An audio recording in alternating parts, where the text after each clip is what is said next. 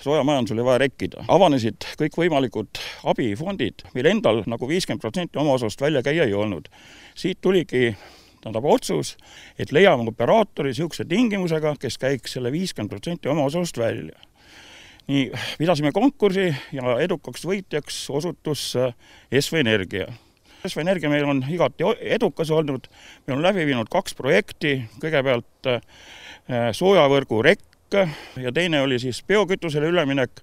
See oli nüüd 1,6 miljonit, millest siis 56% kandis nagu SV Energia.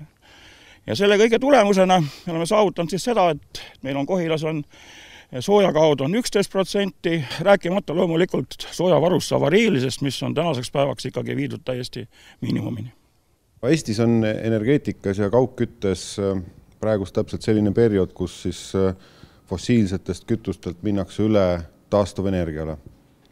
Ja ka siin Kohila vallas me otsisime võimalusi, kuidas viia gaasi pealt katlama üle taastuvenergiale. Arvutasime läbi kõik erinevad kütuseliigid ja lõpuks leidsimegi, et meie Eesti kohalik hakkepuit on kõige odavam. SV Energia pani siis 56% katlamäe maksumusest ja 44%-ga toetas siis Keskkonnainvesteeringute Keskus. Võitis nii keskkond kui tarbijad, sest soojusenergia hind langes 20%. Katlamäe juures oleme kasutanud ka Eesti mõistes uusi ja unikaalseid nagu lahendusi. Meil on ehitatud kinnine ladu, vastuvõtuaeg ei pea kedagi olema ja ei pea olema siin traktorit. Katlamaja töötab täisautomaatselt, monitoorimine toimub eemalt. Kui võrrelda Kohila katlamaja hindasid eelmise aasta jaanuariga, mil hind oli 70,79 eurot megavatt-tunnile, siis 2015. aasta jaanuaris on see 55,33 eurot megavatt-tunnile.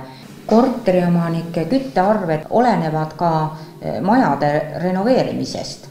Näiteks võtame renoveeritud Kooli 5 kortermaja, kus küttekulud jaanuaris-veebruaris on 35-36 megavatt-tundi ja renoveerimata Posti 10, kus küttekulud on 52-57 megavatt-tundi.